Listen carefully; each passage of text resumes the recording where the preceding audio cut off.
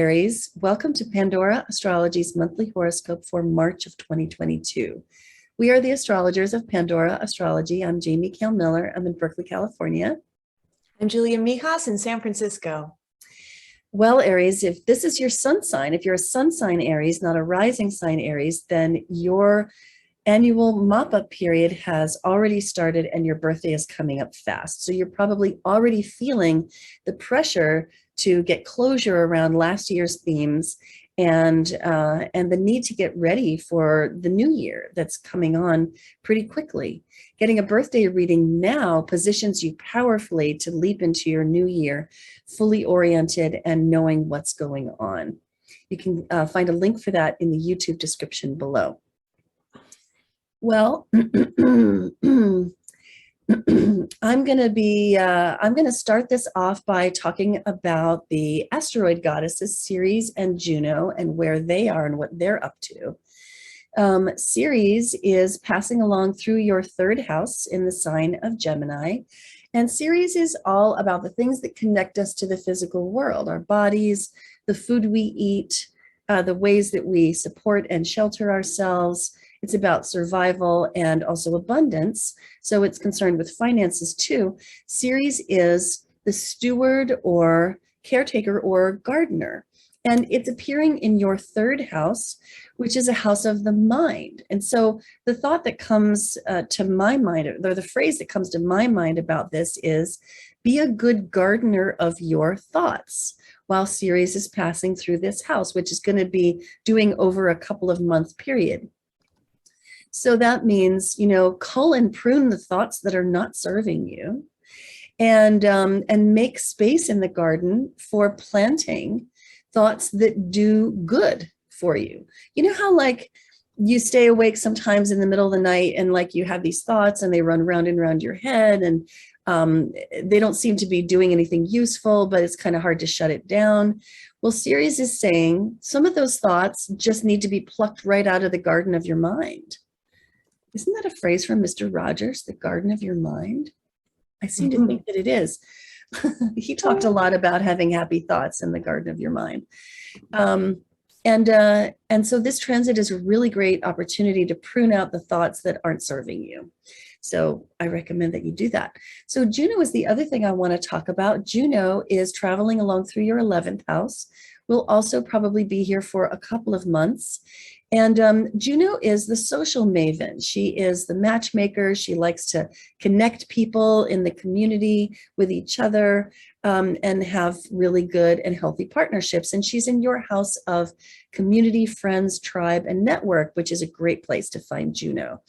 So while Juno is here, it's a really good time to form connections with the people that you want to be connected to, introduce people to each other that will strengthen the fabric of your community, and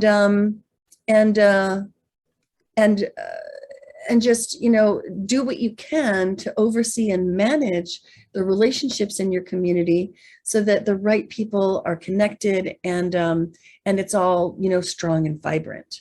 This is a really great time for putting good attention on those things. Hey, Julia, I think you've got some news about Venus and Mars getting together, which I can see that they already are as the month begins here in Capricorn. Yes, they certainly are. And they travel together in Capricorn. And then by March 5th, they're going to be traveling together in Aquarius. And we covered that Capricorn conjunction between Venus and Mars in our last month's video. But in terms of this month, after March 5th, both Venus and Mars are going to be together in your 11th house. Yeah. The 11th house rules your friends. It rules any groups that you're a part of. And it also rules your long-term goals in life. Now, Venus likes to bring a little bit of pleasure. She tends to attract things to her. She tends to add a little luck, whereas Mars tends to be very driven and can be a little bit contentious too. So with both of these influences in your 11th house, it's going to be a pretty social month for you. This could be a month of getting together, seeing a lot of friends, or if you're in any groups like any recovery programs, unions, societies, clubs, you could be seeing more of your group this month. Now, Venus in there does help sort of smooth things over and helps you to have a very good social time with people.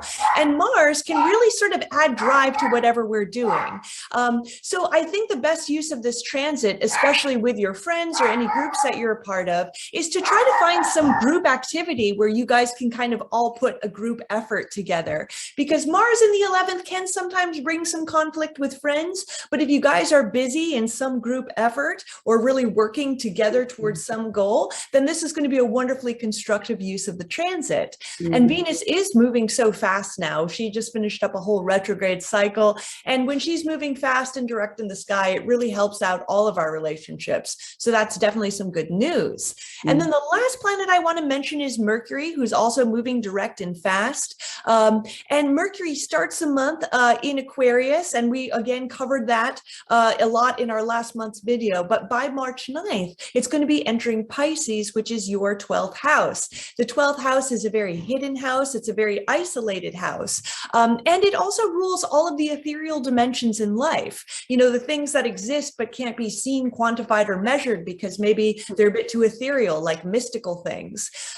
So with Mercury in the 12th house, you know, even though this will be a social month because of all that 11th house activity, you might be a lot more inclined to keep your thoughts to yourself around your friends, maybe not share everything.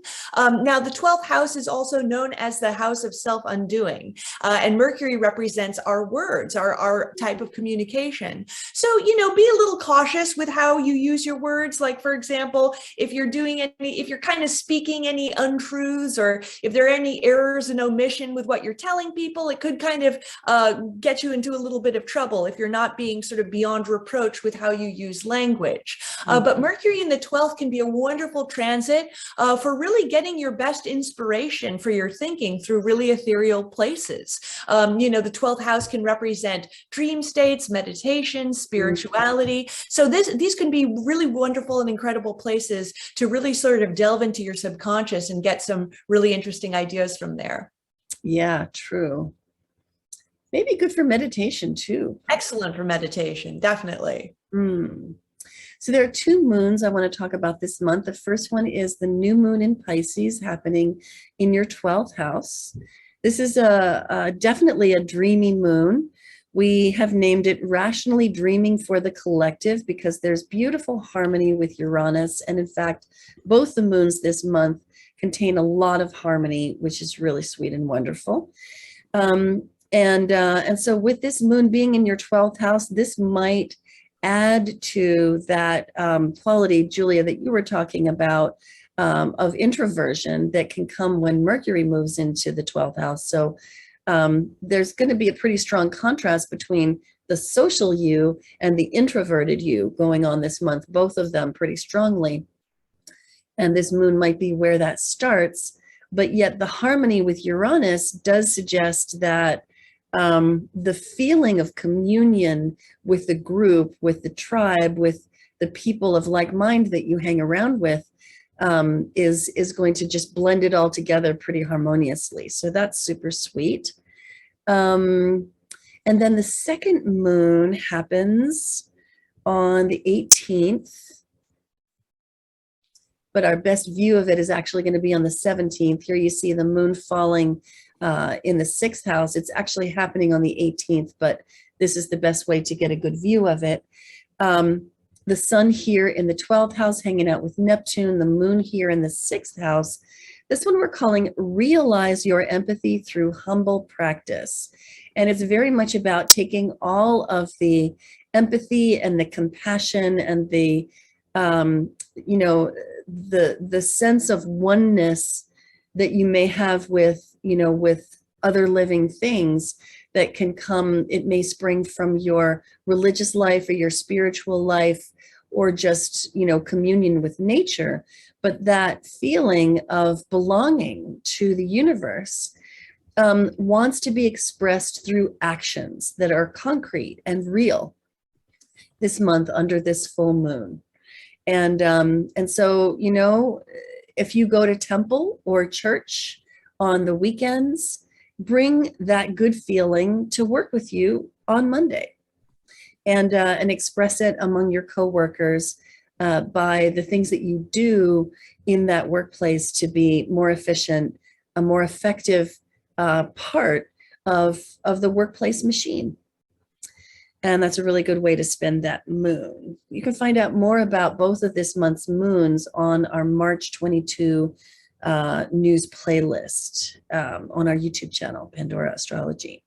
So the last thing I want to tell you about is, hey, your season is coming. The spring equinox is happening on March 20th. That's the beginning of your season, the season of birth and newness and freshness and aliveness. And what I love about Aries is if you look at the symbol, you can see it right here. It looks like a spring, like it's actually springing forth. And there's such a wonderful sense of the freshness and newness of this season embedded right there into the symbol, which is also the ram's horns, of course. And I love that, Aries is the ultimate, ingenue, the beginner. This is all about beginner's mind and the freshness of that, and the hope and the positivity and just the sheer unsinkability that comes with this. So, I mean, what it means basically is your birthday is coming and it's time to put some attention on you. And so as soon as the season begins, you can begin to think about like, who am I and what do I want to do this year? And it's a great way to spend the season of Aries when you've got that sign featured strongly in your chart. Alrighty, well, that's what we have for you today. You can always find your horoscopes on our website, pandoraastrology.com, in the horoscopes tab. And if this is your sun sign, definitely look up your rising sign because it'll work much better. And the reverse, of course, if this is your rising sign, then look up your sun sign. And you can also find our services tab with readings on it, all the different kinds of readings that we do. The birthday reading would be the one that you would want. And there are classes available and the monthly forecast page as well. And until next time, we'll see you around the cosmos. Bye. Bye-bye.